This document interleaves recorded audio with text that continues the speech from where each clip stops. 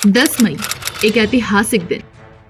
यही वो दिन है जब 1857 में भारत का प्रथम स्वतंत्रता संग्राम मेरठ से शुरू हुआ था और आज उसी दिन रायपुर में छत्तीसगढ़ विधानसभा के अध्यक्ष डॉक्टर रमन सिंह ने कौशल की क्रांतिवीर पुस्तक का लोकार्पण किया, जो छत्तीसगढ़ और पश्चिम ओडिशा के भूले बिसरे स्वतंत्रता सेनानियों की वीरगाथाओं का दस्तावेज है। समारोह की अध्यक्षता वरिष्ठ इतिहासकार एवं पंडित रविशंकर शुक्ल विश्वविद्यालय के पूर्व प्रोफेसर डॉक्टर लक्ष्मीशंकर निगम ने की। विशेष अतिथि के रूप में महासमुंद लोकसभा सांसद श्रीमती रूप कुमारी चौधरी और महासमुंद विधायक योगेश्वर राजू सिन्हा उपस्थित थे। मुख्य वक्तव्य में डॉक्टर रमन सिंह ने लेखक चुन्नीलाल साहू, पूर्व सांसद महासमुंद को इस ऐतिहासिक दस्तावेज के लेखन हेतु बधाई दी। उन्होंने कहा, 1857 से पहले भी छत्तीसगढ़ में क्रांति की चिंगारी फूट चुकी थी। 1792 में सरगुजा के अजित सिंह, 1818 में सोना खान के राम राय, 1825 में परलकोट के ज्ञान सिंह और फिर 1857 में वीर नारायण सिंह ने अंग्रेजी हुकूमत के विरुद्ध हुंकार भरी थी। उन्होंने ये भी कहा, इतिहास को तोड़ा मरोड़ा गया है। आज भी किताबों में अकबर महान है, पर महाराणा प्रताप की तुलना अकबर से नहीं हो सकती, जैसे छत्रपति शिवाजी की तुलना औरंगजेब से नहीं की जा सकती। इस पुस्तक में न केवल वीर नारायण सिंह बल्कि पश्चिम ओडिशा के माधो सिंह बरिहा, वीर सुरेंद्र साय और उनके परिवारों की कुर्बानियों का भी तथ्यात्मक वर्णन किया गया है। समारोह की अध्यक्षता करते हुए डॉक्टर लक्ष्मी शंकर निगम ने कहा कि ये पुस्तक न केवल अत्यंत प्रशंसनीय है, बल्कि इसमें प्रस्तुत विषय वस्तु शोधपरक, प्रेरणादायक और पठनीयता की दृष्टि से भी अत्यंत उत्कृष्ट है। उन्होंने लेखक के प्रयासों की सराहना करते हुए कहा कि ये कृति समाज और साहित्य जगत के लिए एक महत्वपूर्ण योगदान सिद्ध होगी। लेखक चुन्नीलाल साहू ने बताया कि इस दिन का चयन विमोचन के लिए इसलिए किया गया क्योंकि ये 1857 के महासंग्राम की शुरुआत का दिन है।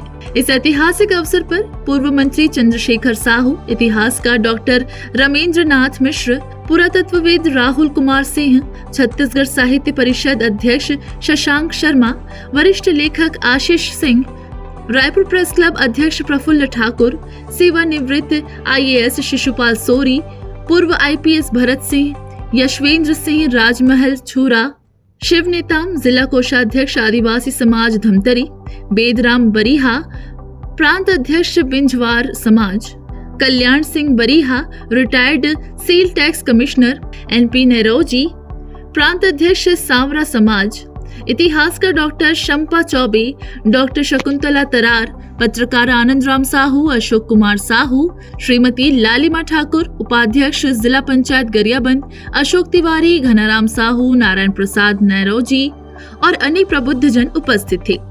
इस अवसर पर ओडिशा की घेस जमींदार के शहीद माधो सिंह की छठी पीढ़ी के लोकेश्वर सिंह का विशेष स्वागत किया गया। साथ ही घेस से आए अशोक पुजाहारी ने भी भावपूर्ण उद्बोधन दिया। कौशल की धरती को नमन, हमारे वीर क्रांतिकारों को विनम्र श्रद्धांजलि। क्रांतिवीर इस पुस्तक का विमोचन, जिसका संदर्भ छत्तीसगढ़ से पश्चिम उड़ीसा के क्रांतिकारी परिवारों से जुड़ा हुआ है।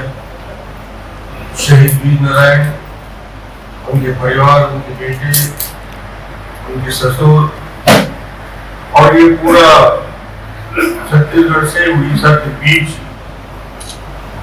जो उस समय छत्तीसगढ़ का ही हिस्सा था, और ये क्रांति की चिंगारी 1857 की बात हम जरूर करते हैं, मगर उसके पहले मंगल पांडे जी की क्रांति के आह्वान के पहले छत्तीसगढ़ में वो आग लग चुकी थी। शहीद वीर नारायण ने इसकी शुरुआत की। हमारे लेखक ने चुन्नीलाल साहू जी ने लिखा है, ये अच्छे विधायक थे, अच्छे सांसद थे और अच्छे इतिहासकार भी हो। इतना रिसर्च किया है, इतना घुमा है, मुझे लगता है कि चुन्नीलाल भविष्य में डॉक्टर चुन्नीलाल लिख सकते हैं। इसमें पीएचडी मिल सकता है किसी भी यूनिवर्सिटी से, इतना अच्छा रिसर्च है और तथ्यात्मक जानकारी के साथ उन्होंने किया है। तो मैं उनको बधाई देता हूँ, शुभकामना देता हूँ। छत्तीसगढ़ के जो फ्रीडम मूवमेंट के इतिहास में इस ढंग की बात सामान्यतः नहीं आती, न घेंस की जानकारी आती, न माधव सिंह की आती है। एक कैजुअल रेफरेंस कभी कभी सुरेंद्र साय का जरूर आता है, क्योंकि सुरेंद्र साय एक चमकते हुए सितारे थे फ्रीडम मूवमेंट के, उनको खारिज नहीं कर सकते थे। लेकिन जो बाकी कड़ियां जोड़ने की थी, हम जानते हैं कि झारसुगड़ा के जमींदार थे, उनका भी बड़ा सारे जमींदार जो थे, जो खास करके संबलपुर रीजन के थे, they were more active. Freedom movement में उनका ज्यादा योगदान है। मैं लखनपुर, रामपुर, ये पूरा जो इलाका जो है, तो ये पूरा इलाका जो है वहां के जमींदार थे। और शायद इसलिए कि इनके जो थोड़े से बड़े राजा थे, खरियार के जिन्हें जमींदार कह दिया गया, 1862 में राजा की टाइटल छीन के उनको जमींदार बना दिया गया था, तो इनका इनडायरेक्ट संरक्षण था। और इसीलिए जो है लाल सिंह मांझी, जो उनकी जमींदारी के भीतर ही एक मालगुजार है, गोटिया की हैसियत रखते थे, लेकिन बहुत वीर थे, जैसा कि बताया गया है। उन्होंने आत्मसमर्पण अंग्रेजों के सामने नहीं किया, उन्होंने खरियार के राजा के सामने किया। तो इस प्रकार से हम खरियार जमींदारी की भूमिका, लाल सिंह मांझी की भूमिका, सुरेंद्र साय की भूमिका से परिचित ही है, माधव सिंह बरिया की भूमिका, और जो जिन जमींदारों का और वहां के लोकल लोगों का उल्लेख किया गया है, इनकी भूमिका पे हम अगर ठीक से काम करें तो निश्चित रूप से छत्तीसगढ़ के इतिहास का एक महत्वपूर्ण अध्याय सिद्ध होगा। एक और बात आखिरी में, ज्यादा समय नहीं लूंगा, कि किताब का नाम को लेके मुझे बहुत रुचि आई और मैं धन्यवाद भी देना चाहता हूं। इसका नाम रखा गया है कौशल के क्रांतिवीर, और भीतर जो है कहा गया कौशल ऑब्लिक छत्तीसगढ़ के क्रांतिवीर। आज भी देखिए क्या हुआ, जब पॉलिटिकल सीनीरियो बदलता है, तो आज छत्तीसगढ़ कौशल था, ये केवल इतिहासकार और अन्य लोगों के बीच में थोड़ी सी बातचीत होती है, लेकिन उसको सीरियसली कोई नहीं लेता। और दुर्भाग्य ये हुआ कि कौशल को कौशल बना दिया, स्किल बना दिया, जबकि कौशल जो है एक टेरिटरी थी। तो इस नाम को पुनर्जीवित किया है। आज भी संबलपुर के आसपास के क्षेत्र में वहां के लोग इस बात के लिए आंदोलित हैं कि वेस्टर्न उड़ीसा को, पॉलिटिकल बात इसलिए नहीं करूंगा, कि वेस्टर्न उड़ीसा को अगर कभी एक स्वतंत्र राज्य का दर्जा दिया जाता है, स्वतंत्र राज्य का, स्वतंत्र होता नहीं राज्य का दर्जा दिया जाता है, तो उसका नाम कौशल रखा जाए।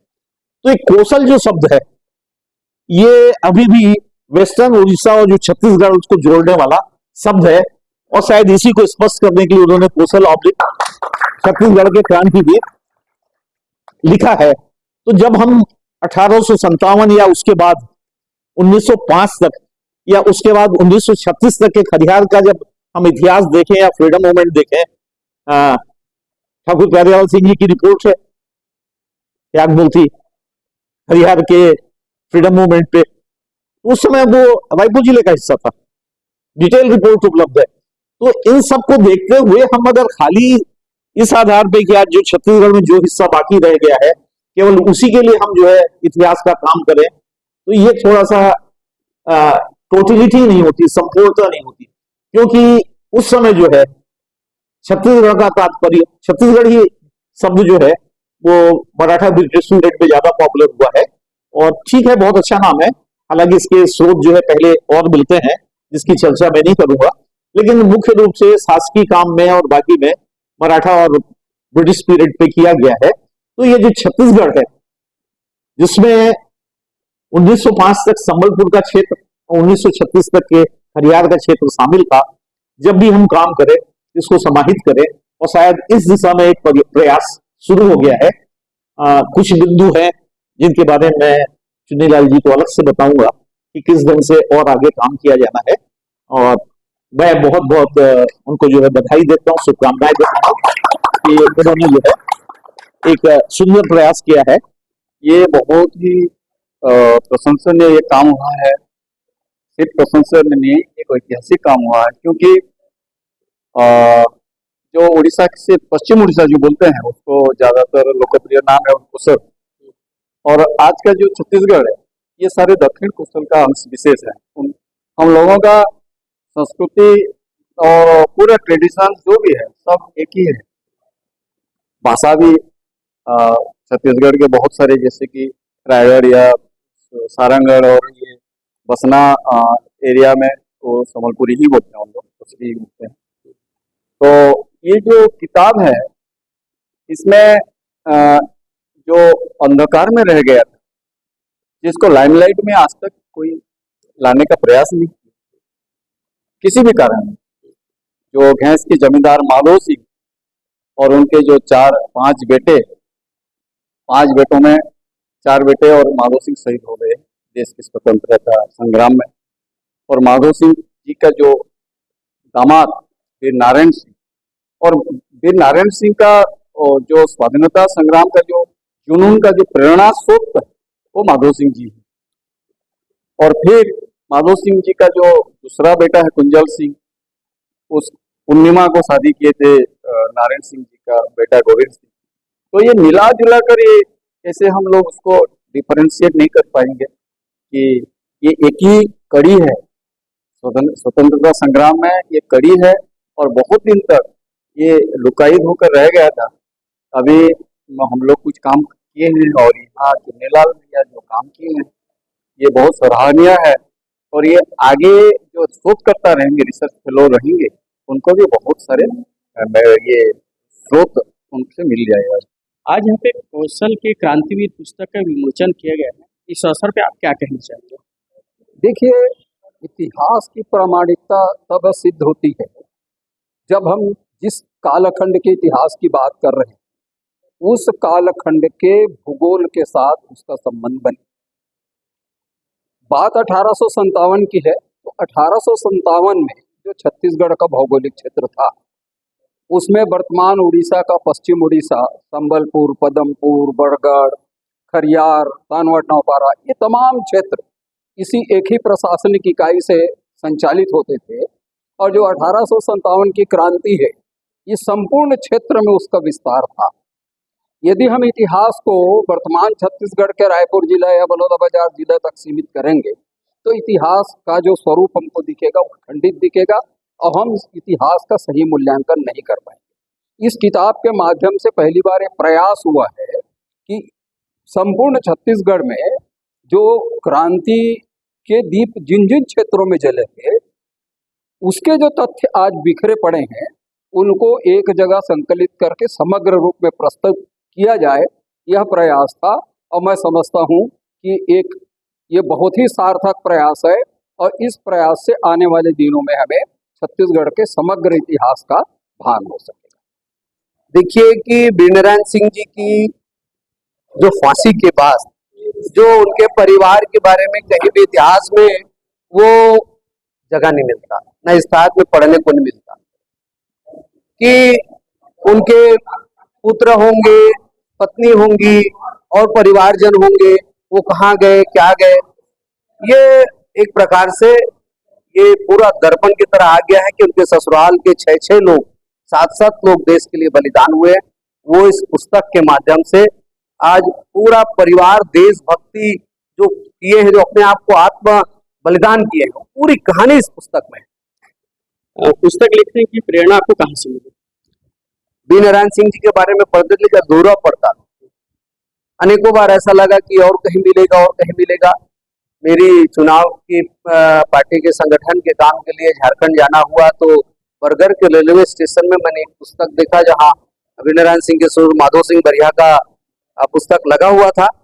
उससे मैं पढ़ा, नीचे में लिखा था कि his grand daughter Purnima married in Raipur सोना खान जमींदारी। तो मैं लगा कि ये पक्का सोना खान जमींदारी लिखा है, मतलब वीर नारायण सिंह के परिवार होगा।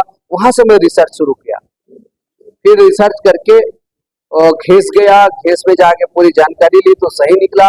माधो सिंह बरिया एक पराक्रमी थे, 72 साल की उम्र में 10 महीना अंग्रेजों से युद्ध किए थे, 2 कर्नल को गला काट दिए थे, 100 से अधिक अंग्रेजों का वध किए थे, 10 महीना तक अंग्रेजों से युद्ध किए थे।